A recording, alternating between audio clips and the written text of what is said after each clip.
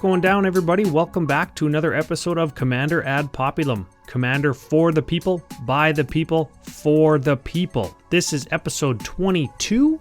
My name is Ryan. Welcome. Thank you for being with me. Today we do have a very special guest lined up.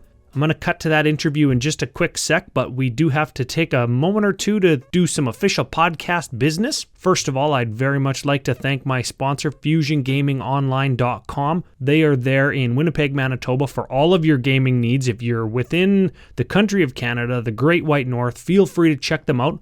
They ship to me within, 2 to 3 days usually, so very fast for me.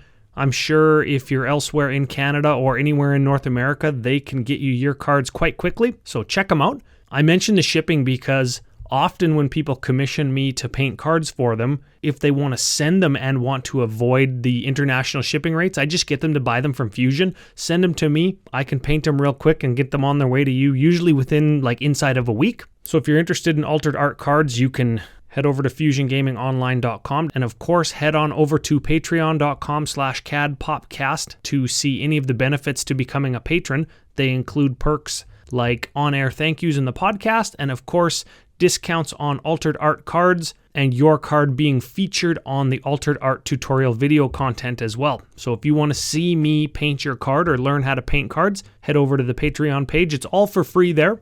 And speaking of the Patreon page, I am sort of using that as my platform to release everything. I just updated my stretch goals there, and one of the stretch goals when I hit a certain amount of patrons is going to be a second episode per week. And of course, it is going to be a stretch goal because I need the patron support to be able to step away from painting so much during the week to be able to have the time to prepare, produce, edit and upload, release, do all the stuff for an additional podcast. So I plan for the additional content to be focused around listener submitted decks. And I would love to receive deck lists and do a deck tech on somebody's list every single week.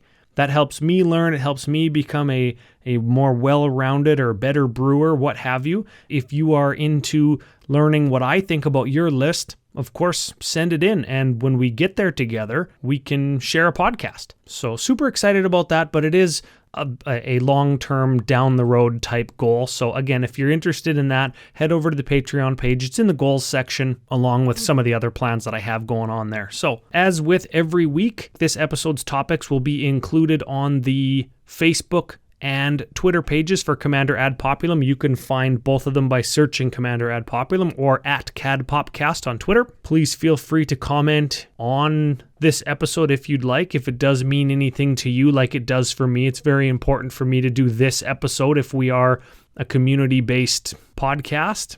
And you know what? Getting to know some of the people in the community that I have through Commander Ad Populum and the Commander Ad Populum Discord family, I very much am happy to be able to bring you this episode today. So my guest, Tony, he's waiting on the line. We're going to get to it just in a quick minute, has, to me, a very touching story and a very important story for me to share. The topics that we're going to cover are very close to my heart and very relevant to my family structure as I grew up and as my parents grew up. So what we're going to talk about, very important for me, and we're going to get to it just after this.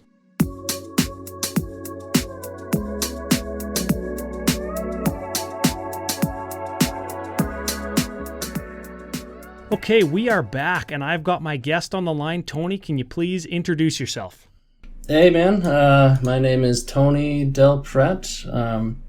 You can find me, grinding Moto on Twitch. I do some streaming. My Moto handle is Tony Scaponi. But yeah, Tony Del Prete. Okay, cool. And listeners might know you from a couple weeks ago or a couple months ago, you were on Leaving a Legacy podcast. That's a legacy-focused podcast, correct? That is right, yeah. And Legacy is your forte, but we were talking before the recording, you said that you play some modern, some random drafts, and old school 10 years ago Commander. Yeah. Yeah, when all the cards didn't cost anything and not half of my deck was banned. Yeah, and everything that was terrible in every other format was air quotes good in EDH. Mm-hmm. Yep. Okay, very excellent. Not quite the reason that I had you on tonight. Right. Why don't you, I don't know, how do we kick it off? I want to say, welcome to all of my guests. Welcome to you, Tony. Please give us a quick rundown of your story. My story, quick rundown. Well, in terms of Magic, I've been playing since almost the inception of the game. I've got two older brothers, so they got me into it when I think it was like 8 years old. I remember cards like Mahmoudi Djinn and Bloodlust and, Lanor Elves and Prodigal Sorcerer, like all these crazy old school cards. But I didn't play seriously at that age. I didn't play a ton. I think I went to some tournament with, I doubt all the cards were even legal in my deck, but I was this little kid and, I just got absolutely smashed, and I don't think I returned to like any sort of tournament scene until, not until like high school. A friend kind of got me back into it, and I was off and running with Magic. I've always been like a nerd gamer, like I grew up playing like the Final Fantasy games. I've beat like all of the old ones, I think like 1 through 12 or whatever, all the Final Fantasy games, and Warcraft. For years I played Dota. I don't know if people are familiar with that game, Defense of the Ancients, like the custom game that came out of Warcraft. Yeah, I've heard of Dota, but you know what? I'm not gonna even lie. I had no idea what it stood for until exactly just now.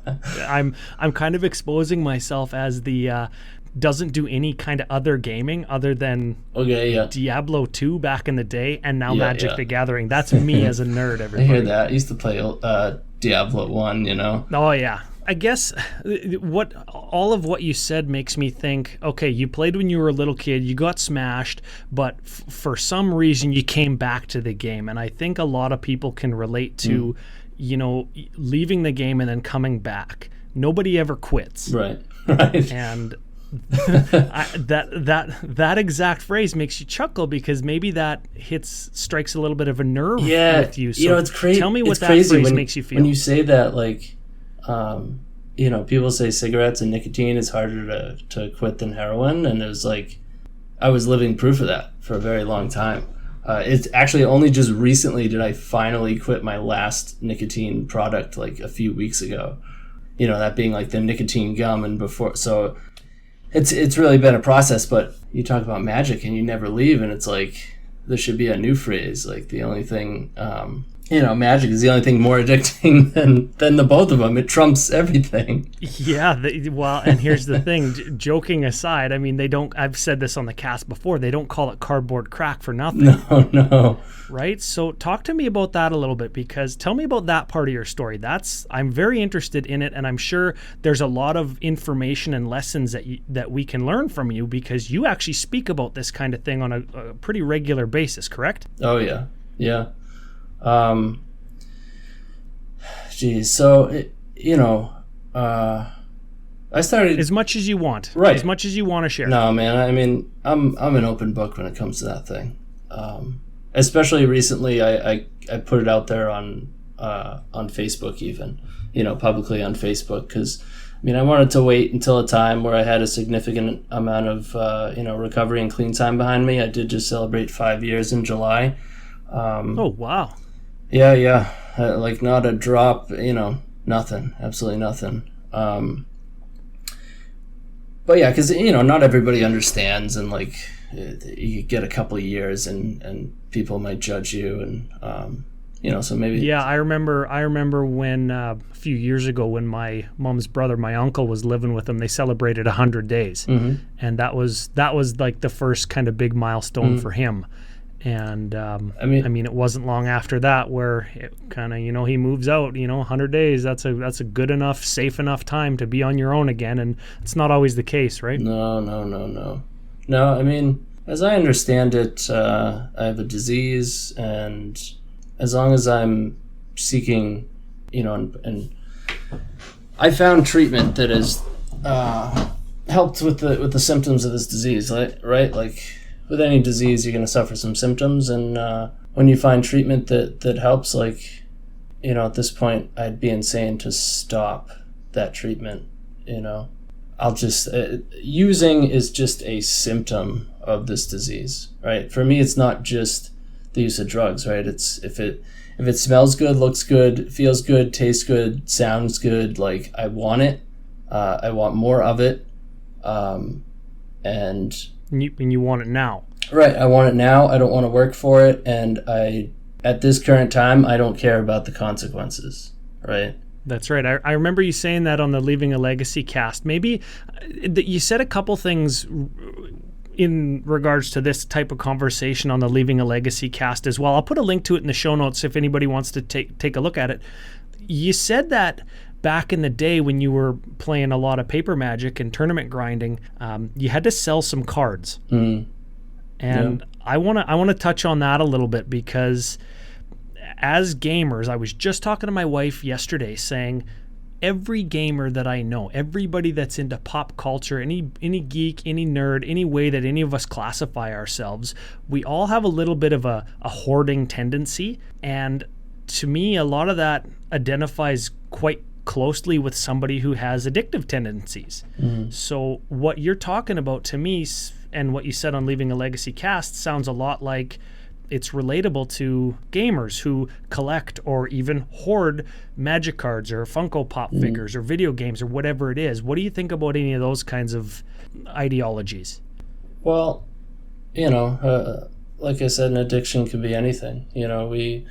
We define our addiction not by the use of a specific drug, but the obsession and compulsion to seek pleasure despite negative consequences, right? When I think about that, we all have a tendency to seek pleasure, right? We all like to feel good. The difference for an addict is, we don't know when to stop, and then it comes to a point where we can get physically addicted, right? And then we can't stop until we're stopped, We're like a speeding car with no brakes, eventually we'll crash. Yeah. Do you think that,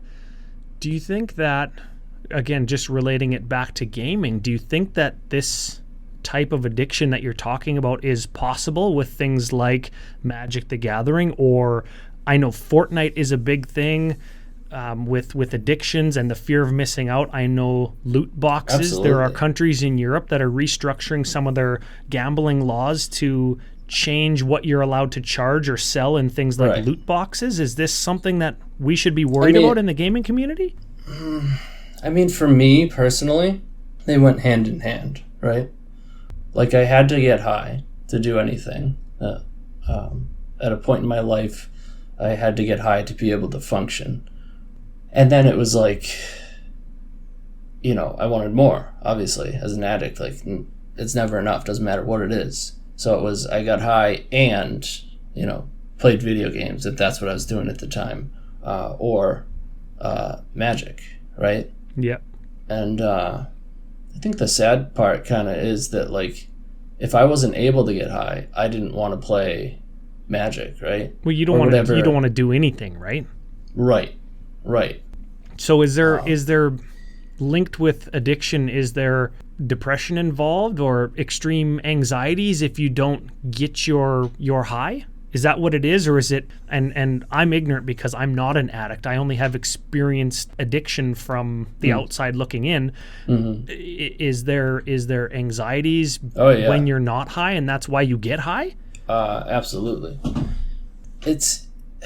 It can be really difficult, right? Because a lot of us use at such early ages, start using at such early ages. And, when you're a little kid, like, you don't have those anxieties, or at least not as much. You kind of run around, you're not as aware of everything.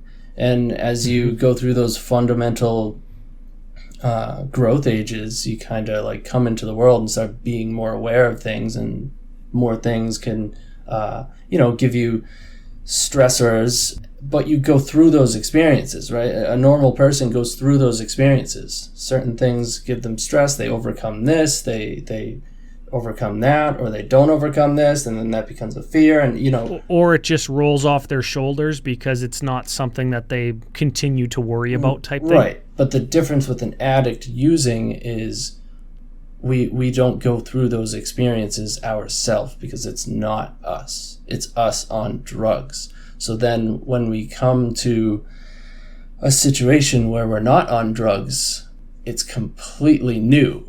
And you have to experience all that, and you Right. might not have before, especially if you've been Exactly. using So from a young age. you know, someone will get clean at the age of 20, and a lot of their mental state, emotionally, you know, whatever you want to call it, is back when they're 12.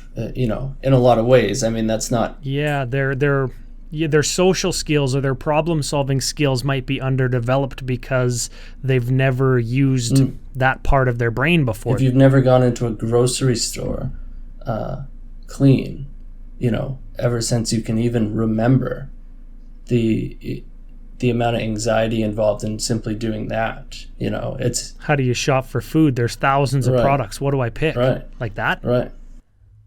Wow. But, yeah, wow. You know, magic has been, I mean, I don't want to fast forward too much, but just to talk about today, like magic is one of the things that helps for me, because it keeps me, as an addict, like, I want to isolate, right? It's all about comfort. Like, I don't want to feel uncomfortable. I want to feel good. I want to feel good right now. I want to keep feeling good, right? And, you know, I have a certain level of social anxiety to the point where it is uncomfortable, right? There's a part of me that doesn't want to go to a tournament, that doesn't want to go, that just wants to sit in my room. You know, a part of my brain wants to get high. I mean, I'll be honest with you, I'm clean 5 years, but it's not that I don't want to get high. It's that I'm unwilling to deal with the consequences. That's right. I was going to say there's kind of two messages there. There's a certain level of anxiety that you said that you experience when you're in social situations or out in public, what have you. And I'm sure a ton of Magic players can relate to that. And then the second part is you do think about getting high. You're a recovering addict. That's what we were talking about directly before we started to record, is the difference between recovering and recovered. If someone says they're recovered, so talk about that a little bit. My personal opinion is that either A, they're not an addict and they're better and, you know, awesome, or they just have a misunderstanding. Right. Yeah, like I had a cold, but now I'm recovered. Or they just have a misunderstanding of the disease that unfortunately is, I'm sure in time, going to show them otherwise. Very much so, yeah. So yeah, that is a little bit of a fast forward. Let's get back to, I want to know how Tony went from where you were at, and we don't have to get into that, but where you were at to getting yourself into recovery, or somebody getting you into recovery, and the steps that you had to take and the support that you required to get to where you're at today. There's a lot to unpack there, but just take it whatever part of that you really latched onto, just go with it.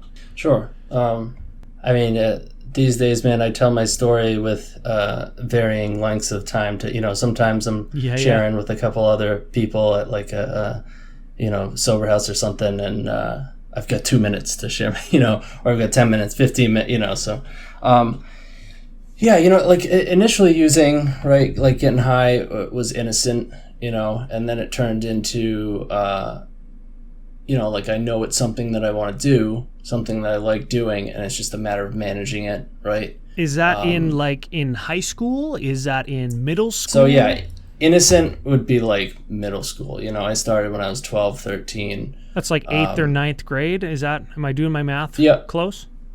Yeah, maybe even a little bit earlier. Okay, so that's when kids are like going out without their parents, and you're at mixed parties, and you've got older brothers. Maybe them or some of their friends are having some kind of influence on you with alcohol, drugs, other substances, what have you, right? Yep. Okay. And then in high school, you know, it was, you know, I didn't like consider myself an addict. I just, like a lot of people use drugs at that, you know, not everyone, right? The tendency as an addict is to think that it's everyone, but a lot of people are trying stuff, you know, they're drinking, they're smoking pot, you know, whatever it is. And, you know, that can be summed up at the time as trying to manage it all, right? Thinking that I can be like, other people, getting high, using, and still managing through my life.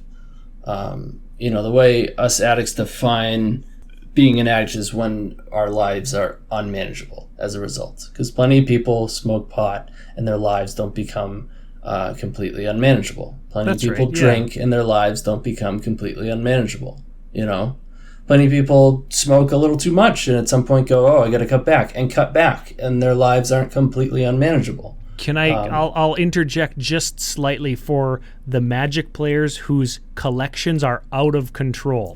That's a little bit of a bout of humor in there, but for anybody who thinks that their Magic collections are getting a little out of control, maybe skip out on the next booster box or so. I'm just saying. Well, Sorry. Right, but I mean that's a good test to go by, though. Is it causing your life to become unmanageable? Like, did you wind up renting a new apartment that's cheaper when you have $50,000 worth of Magic cards, $40,000 worth just sit there in a binder?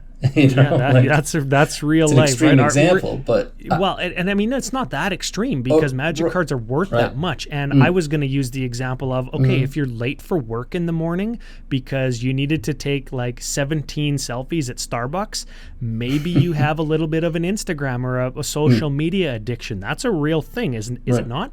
Oh yeah. So, anyways, your story. Sorry. Right.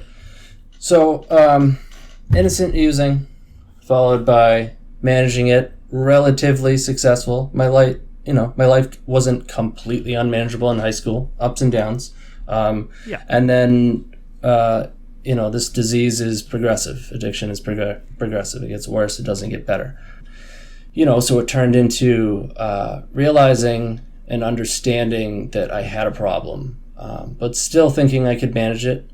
So there were a number of years of desperately trying to manage it. I remember going into college, being like, just avoid the first 2 years of college. I lived on campus at Bridgewater State and avoided parties like the plague, right? And here's some of the denial for me. Couple doors down is a guy dealing my drug of choice. So there I am playing. It's like Magic Workstation, a free Magic program online. Oh yeah. I wasn't playing Moto at the time, but I was jamming games on that. Just sitting there, blowing perk 30s, playing that game, isolating. No different than. And that was going you. To parties. That was you saying, "Oh, this is okay because I'm not out partying. I'm not out having an unmanageable life. I'm just getting high by myself, doing what I want to do." Right. I mean, initially it wasn't. Initially it was. I'm going to focus in school, and then I'm going to go home on the weekend. Right. I'd go back home on the weekend. I was working in a kitchen in town, and close enough where I could like commute and just go up for the week. And I'd get high a little bit with my girlfriend, play some Dota, and then I'd go back. And I did that, right? And I had this delusion that like I had it under control. And, all it took was a certain circumstance where I wound up with a bunch of drugs in my lap and, forget it. And I'm sure even if that didn't. How does that happen to people? Do people just like come into a bunch of money because they have a settlement, or they, you scratch ticket and you win like $600? Like, I don't know. How does it work? No, I mean, I don't need your details, but how does somebody just get a bunch of drugs? Right.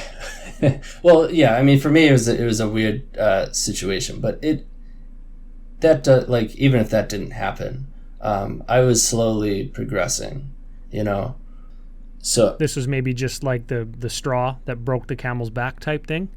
Right. Yeah. It sped things along, But, yeah, so, and then it got significantly worse. And then it was quite clear to me that I was unable to manage this addiction, right? So it became, okay, how do I stop this? Because at the time, I didn't have an understanding of addiction, right? I thought I needed to stop this drug of choice that's really taking me down. So, I'd try switching drugs. I tried, getting it. I just got to get the right prescription. I mean, you talked earlier. Is that a cue or is that a key? Like, hey, instead of stopping doing drugs, I'm going to switch drugs. Is that something that is like a red flag to you now if you see or hear Yeah, somebody it's doing drug that? replacement. People struggle with it You have a term for it. It all must the be a time. real thing. Oh, yeah. Yeah, drug replacement. Is that what you called it? Yeah, yeah. Yep. Yeah. And look, it's really difficult because, people are dual diagnosed, right? Some people have mental issues that need medications. And we as addicts, when we use, muddy those waters, right? My thing was always, I have anxiety.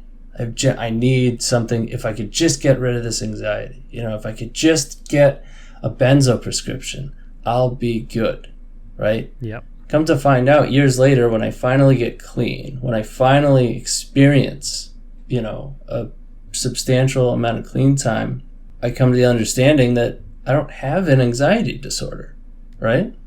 It's just, I'm such an addict that my first experience with anxiety years back, I self-medicated and had been self-medicating since, And self-medicating, for anybody who isn't quite grasping that is using, right? Right.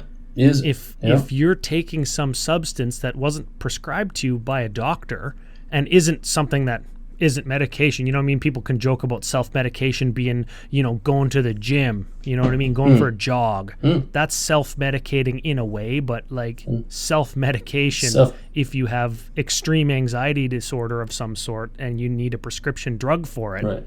That can't be self-medicated. That needs to be administered or prescribed by a medical professional, correct? Right.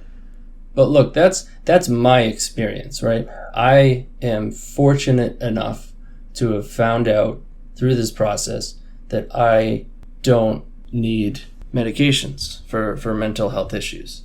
That is not the case. That's probably a good thing. Right. That is not the case for everybody, though. That's right. Right? And oftentimes we come into recovery with a whole cabinet of medications, and the process of figuring out what is needed and what isn't is anything but black and white. It's anything but simple. So I don't want to give this vibe like, yeah, no, you should get off of medications if you know. Of course not, right? And again, if you're going off of medication, you can't just go off of medication. That needs to be cleared with whoever is prescribing said medication. Now, to start to bring it all back around to something that's positive and useful for the listeners, you talked about a medicine cabinet full of things that you might not have ended up needing now that you're moving into recovery in your story. So tell us about that. You're starting to move towards recovery. What does that look like for you, and how does that make you feel, and how did you come full circle out of that to be clean for 5 years? Right. So like I said, I was desperately trying to figure out how to tackle this problem because I was very much aware that it was a problem. That's how we started talking about medications, is using medications, drug replacement, everything that I could think of. And none of it worked. So then I came to a point of, I'd given up, right? I had given up. I just had conceded to the fact that I was an addict, that I was going to be an addict, and the best thing that I can do is and just go on to the bitter ends. And I'm taking this out of actually some literature directly. We say going on to the bitter ends, which is jails, institutions, and death, which is that's just where your life is going to end, and that's what you've accepted. Right. And that's the process I needed to be. I needed that gift of desperation, as we call it, right? Because I was never going to get the help that I needed until I could understand that you were never going to accept the help that you needed until you could understand that, right? I think that's an important distinction with a lot of these kinds of things. We've talked about depression and anxiety on Commander ad Populum in the past, where you might have a support team ready to jump at any opportunity or have an open offer for help, but if you're not willing to acknowledge that there's a problem, acknowledge that there's help, or accept help, you're never going to move towards recovery. Right. Yeah. The key was that the answer wasn't in between my own two ears. My plan was not going to work. No version of my plan was going to work. And it took years of suffering for me to, and it's different for everyone, but to finally understand that. Could be a few months, could be a bunch of years, could be somewhere in between. But there was an additional problem, because I had come to that, I had that gift of desperation, but then I'm just using, right? And like I said earlier, the tendency when you use like I did is I can't stop, right? Until I'm stopped. So if you were to ask me like what is really what did it? What like put you into recovery? And it was the combination of that mindset and just being stopped again. There were plenty of times before where I crashed, and I was stopped, but I didn't know what to do at that point. I didn't have any tools, right? It's like crashing my bike. What stopped you? And having no tools to fix it. But now, what's that? What stopped me? Just losing yet another job. Just the because at one point I had been incarcerated for 3 months, and that forced me to get clean. Not that there weren't drugs in jail, not that I didn't try to get them, but fortunately I was unable to. As a result, for some people, and this is the unfortunate reality for a lot of people, like the people that I've seen have troubles with addiction, jail sometimes is the best place for you. Because, and not that there isn't drugs, but they're very hard to get. In some circumstances, they're hard to get. I can't say very. And I've never been incarcerated, so I'm not 100% sure how it all works, but... Right. Okay, so can we say that that's like, is that Tony's rock bottom at that point? Incarcerated, lost a job. I assume that you have no money. And there's nowhere to go except up from here, or are we not there yet? I wouldn't necessarily say it was my rock bottom. Sorry, that was my term. That was me. No, that's okay. You're trying to make sense of it all and piece it together. Yep. But it was definitely a low point, because coming out of jail, I was, I had gotten my health back. I was clean. I felt great. For me, like if I get clean without even like continuing, to treat my disease, like things just start to come together. I got a new job, everything was going great. But then I get to thinking like, had a problem, it got bad. I'm good now. I'll start drinking casually, whatever it is, the stuff that's not going to make my life immediately unmanageable. So that ends part one of our interview. It ended up going about twice as long as I thought it would, of course, because Tony and myself always have lots to say when we get on the mic. Big thank you to Tony for being part of this episode and becoming part of the Commander Ad Populum family. This conversation really does mean a whole bunch to me. Of course, big thank you to the patrons who make all this possible. Patreon.com/CadPopCast. Couldn't do it without you. As well as FusionGamingOnline.com. They are the official sponsors of Commander Ad Populum. You can head there for all of your gaming needs. So I'll be back in a week. That's it for this week, everybody. We're going to conclude our interview with Tony next week, and I will see you next Wednesday.